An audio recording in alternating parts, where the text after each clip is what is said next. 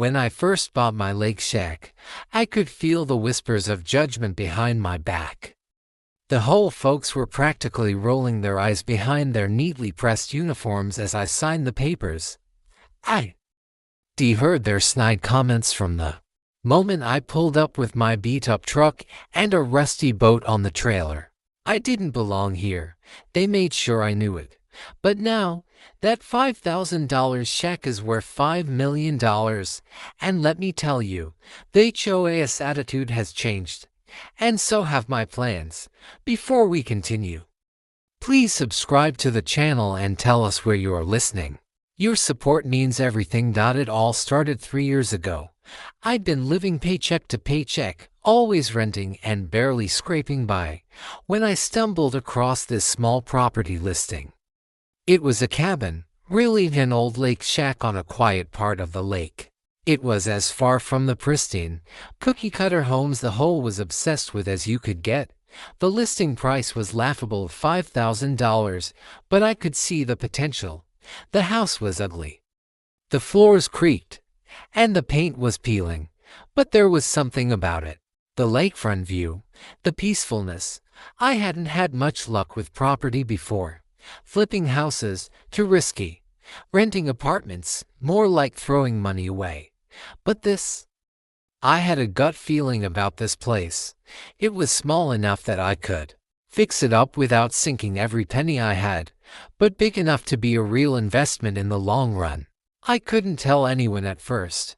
I'd been saving for years just to be able to make a down payment on something halfway decent. And now, here I was, buying a shack for the price of a used car. The day I closed on it, I was met with a reception I'll never forget. The HOA president, Greg, greeted me as if I was some sort of joke. "You're buying that?"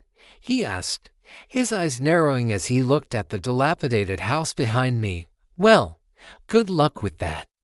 He was standing next to a group of neighbors who had clearly been gossiping about me the second I drove in.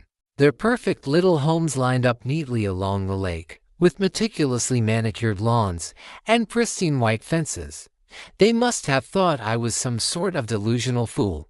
"Yeah, I know," I said, grinning awkwardly.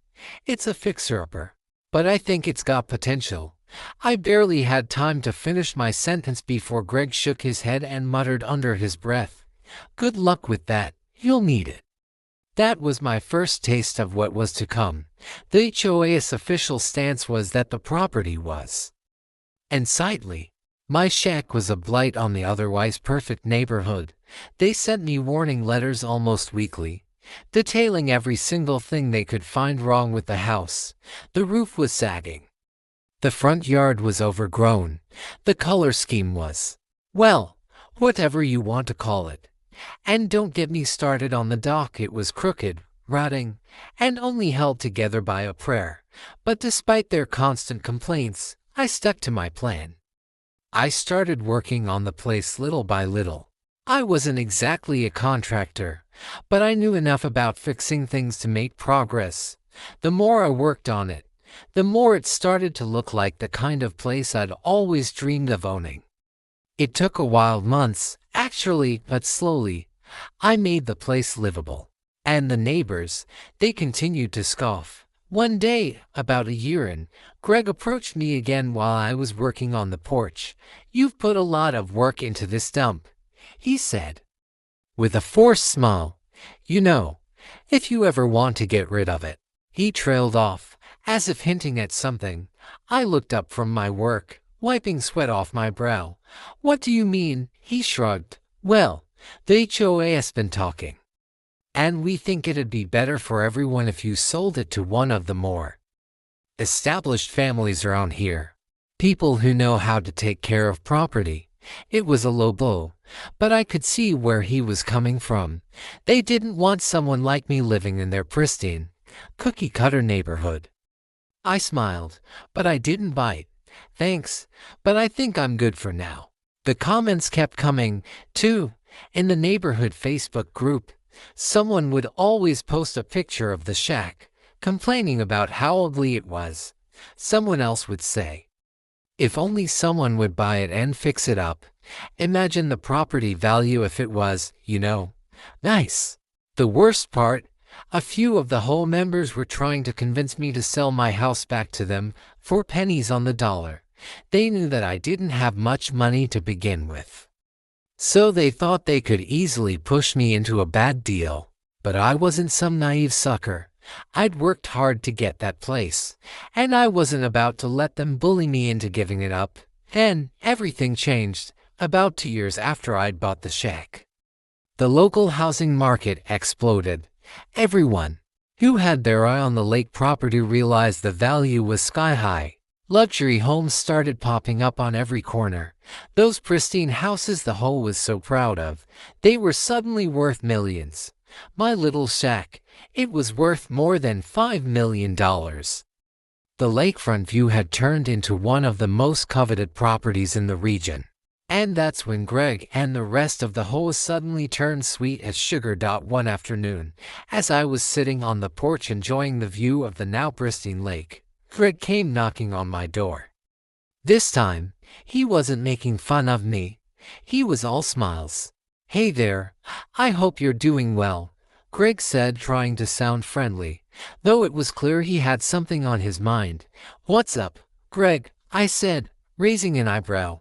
"Well, we've been talking," he began, his tone much smoother than it used to be.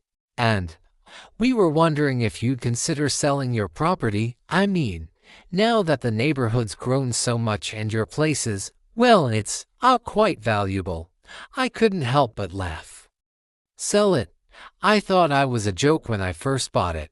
Now I'm worth $1 million, and you want to buy it for pennies." He went silent for a moment, and then tried again, leaning in like he was offering a deal I couldn't refuse. "We could make you a very good offer. It's just that, well, it would be better for the neighborhood if the property were more consistent with the other homes. We'd hate for you to be stuck with a place that's too much work for you." I stared at him, incredulous. "You've got to be kidding me. After everything you said about my house, now you want me to sell it too? So you can flip it? After all the crap you talked about my place, you really think I'm that dumb?" Greg's smile faltered, but he quickly recovered. "Look, we could make this easy for you. You don't have to do all the work yourself. We've got connections." "No," I cut him off. "I'm not selling. Not to you, not to anyone." But he wasn't done. "Well, just think about it. We could even offer you, Greg," I said firmly. "This house is mine. It's worth more than you'll ever offer. You can't have it. Not for any price. Now, if you don't mind, I've got work to do." I turned back toward the lake, the breeze blowing through the trees.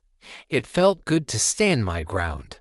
Greg stood there for a moment longer, looking defeated, before walking away without another word. I've never seen him or the rest of the HOA try anything like that again. They know now that I'm not the easy target they thought I was. And honestly, the view from my $5 million shack is worth more than any petty HOA feud. It's funny how things work out. The same people who once laughed at me for buying that dump now try to keep their distance. The market's crazy, but I've got a piece of it. And no amount of HOA pressure is going to change that.